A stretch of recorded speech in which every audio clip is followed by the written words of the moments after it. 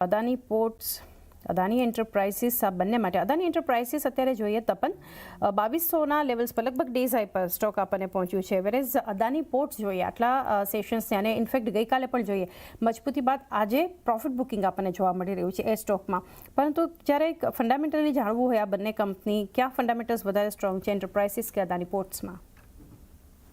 Adani ports ઘણું fundamentally strong છે. Even આખા અદાની પેકમાં જો તો અદાની પોર્ટ્સ એક એવી કંપની છે જે ઘણી સ્ટ્રોંગ છે, કેમ કે પોર્ટ બિઝનેસ સારું વધી રહી છે. એક ટાઈપનું કહેવાય ને કે one of the largest port company છે. અને આગળ જતા અગર આ ટ્રેડ ડીલ બધા ધીરે ધીરે આ વર્ષે સેટલ થઈ જાય તો પાછું ઇમ્પોર્ટ એક્સપોર્ટમાં તેજી આવશે તો ડાયરેક્ટ બેનિફિટ થશે. અહીંયાથી 15 થી 18% ઇબીટા માર્જિન રહેશે અને 12% થી 15% વોલ્યુમ ગ્રોથ રહેવો જોઈએ.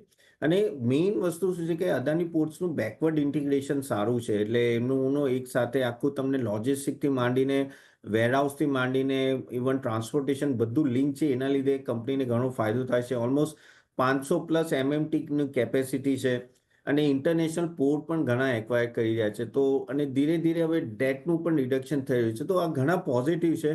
કેપેક્સ પર નજર રાખવી હોય કે કેપેક્સ ઓલમોસ્ટ 10,000 કરોડ ખાલી Q3નું છે. એટલે એનું એક થોડું તમારે નજર રાખવું પડશે કે એનું ઇન્ટરેસ્ટ રેટનું કેવી રીતે ઇમ્પેક્ટ આવે છે.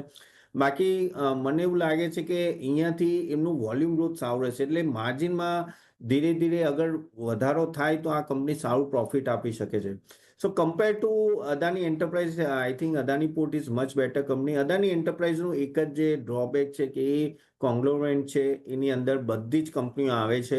એટલે એક કંપનીને પણ કંઈ પ્રોબ્લેમ થાય છે તો અદાની ગ્રીન કે અદાની એનર્જી સોલ્યુશન તો ડાયરેક્ટ આ કંપનીને પણ ઇમ્પેક્ટ આવે છે. એટલે એના લીધે અને પ્લસ હોલ્ડિંગ ડિસ્કાઉન્ટ પણ રહે. સો એના કરતાં I think Adani port is a much better option એ સેફ ઓપ્શન છે ઇન્વેસ્ટ કરવા માટે. અદાની પોર્ટ એક સેફ ઓપ્શન રોકાણ માટે એક લોંગ ટર્મ પર બનતો જોઈ રહ્યા છીએ. છેલ્લે